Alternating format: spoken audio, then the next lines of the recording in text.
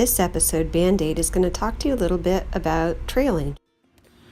So I feel like we haven't talked about trail angels at all. So I'm going to talk about trail angels. We've been really lucky. A couple of times that we've gotten hitches and just things in general that have happened from the very start. I mean, Scout and Frodo, they're in a league all their own. Scout and Frodo came up in episode 3. Scout and Frodo have both hiked the Pacific Crest Trail, and they actually live in San Diego, in southern San Diego, and they host thru hikers, so that they host us at their house, and that's where the first videos that we shot was at Scout and Frodo's house. They don't accept any money, and they make you dinner and then take you out to the start of the hike, so at the terminus. So big shout out to Scout and Frodo. Our next one was probably Alvin. This was right before Julian, and Alvin was driving down the highway and saw a group of us and pulled over and said, "Well, how many people are there?" And he said, "There's like 8 or 10 of us." And he said, "Hold on, I'm going to go home and get my 15-passenger van." This guy went home, turned around in a 15-passenger van, came and picked us up and hauled us the 15 miles into Julian. Just amazing guy. Just did it out of the kindness of his heart. He lives outside of Julian, so big shout out to Alvin. Our next hitch was Ghost. And Ghost is a trail angel. He's been doing this for a few years. So they call him Ghost because he shows up on the trail and then he disappears. You never know where he's going to show up. And he just kind of bounces up and down the trail. And that's basically what he does. He just gives hitches to stranded thru hikers. Mike Herrera has got a house that's about, a quarter mile off the PCT, and he hosts people there at the house. They feed you. They accept donations, but Mike Herrera, and who's Strange, that's his trail name, and then Cyclops was his cohort. It's just absolutely outstanding. If you get a chance, stop. Yeah, it's a little wacky, but the rumors on the trail are that it's really kind of a PG-13. It wasn't. It was fantastic. My daughter had a great time. We had a great time.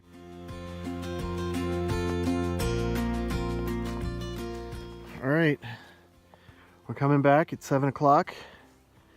We stayed the night at Mike's place. Yep.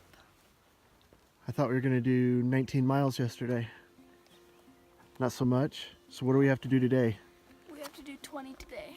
Yeah, we got to do 20s today. So we're starting off early. All right, you ready to go crush it? Yep. All right. Let's go. Let's go.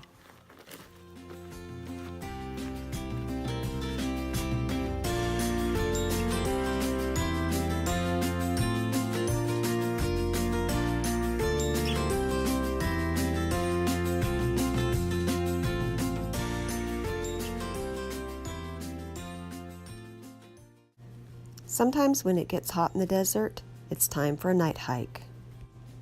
And that just means you might hike early in the morning, take the day off, and then hike again into the evening and the early night.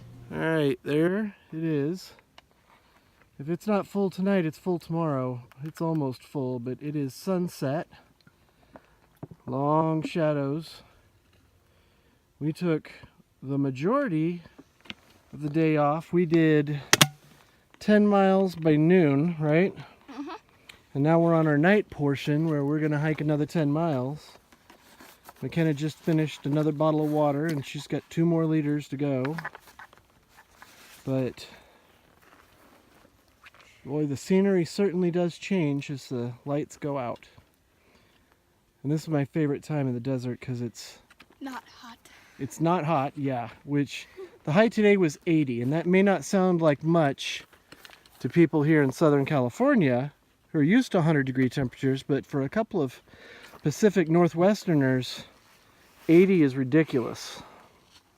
We're just dying. So we took the whole afternoon off and got up about 5, packed our bags, got on the road got on the trail about 6. It's 7 o'clock now, and we're gonna hike until about 10 or so, and probably stop here in a little bit and make some dinner and we're gonna watch the beautiful moon and hike in this gorgeous evening weather. It's supposed to be like 60 in a little bit, so that'll be perfect.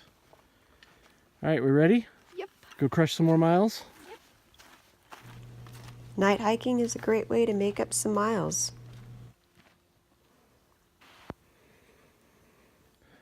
In case you can't read it, it says, don't mind the grind. Go north. North. Don't mind the grind.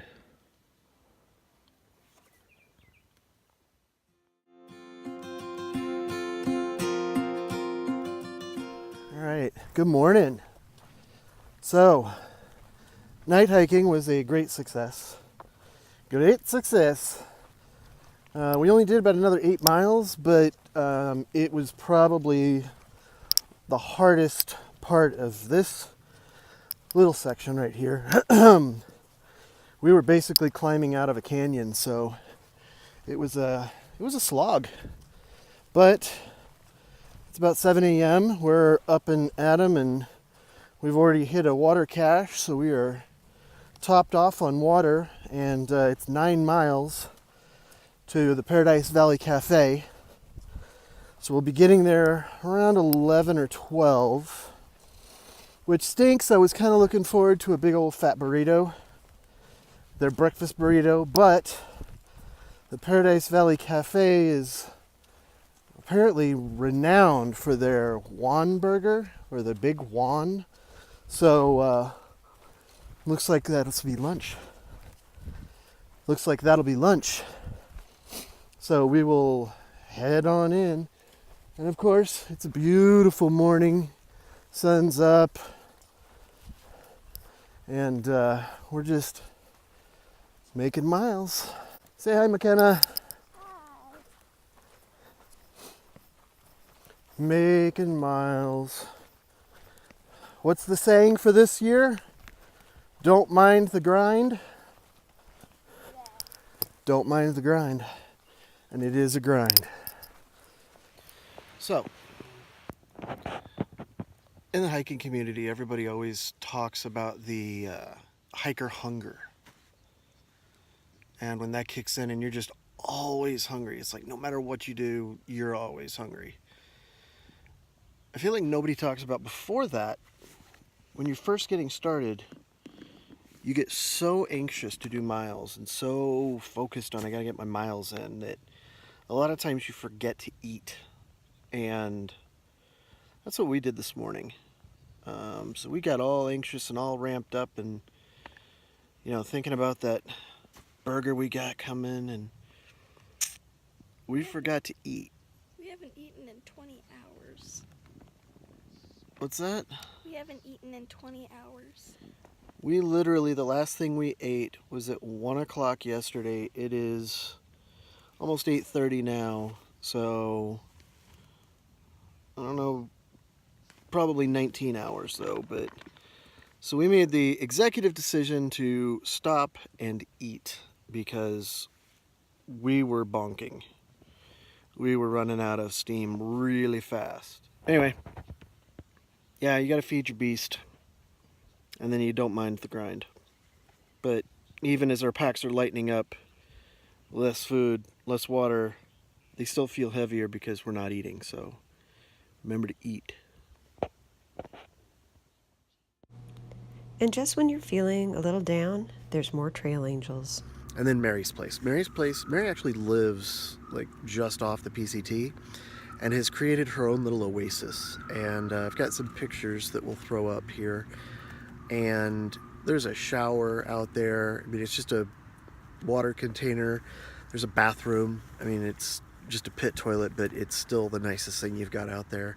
And then she's got a 500-gallon water tank that she fills by hand to make sure that hikers have got a place to get water. And that's a pretty good dry stretch right there. And then she's also put a couple of picnic tables with a sunsetter shade over the top of it, and it makes a huge difference in the heat of the day. Mary also shares some inspiration. I bequeath myself to the dirt to grow from the grass I love. If you want me again, look for me under your boot soles. Walt Whitman. Go where you may within the bounds of California, mountains are ever in sight, charming and glorifying every landscape. John Muir. I went to the woods because I wished to live deliberately, to front only the essential facts of life and see if I could not learn what it had to teach, and not when I came to die discover that I had not lived. Henry David Thoreau.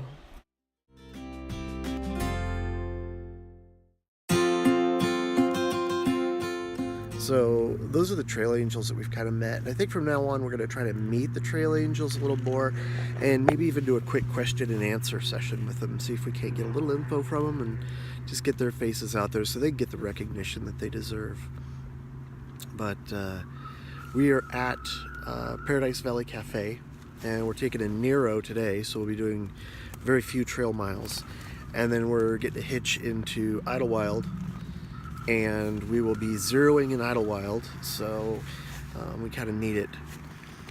We need to rest and recuperate. I need my leg to heal, so after I stabbed it with the trekking pole.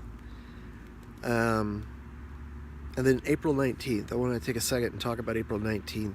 We're very fortunate in this country. April 19th is the day that the War for Independence started.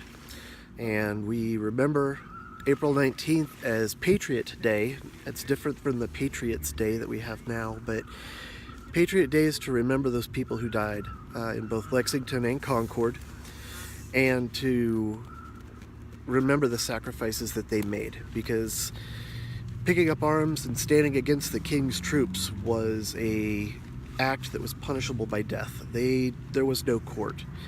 You, the nearest army officer, could simply throw a rope over a tree and hang you on the spot.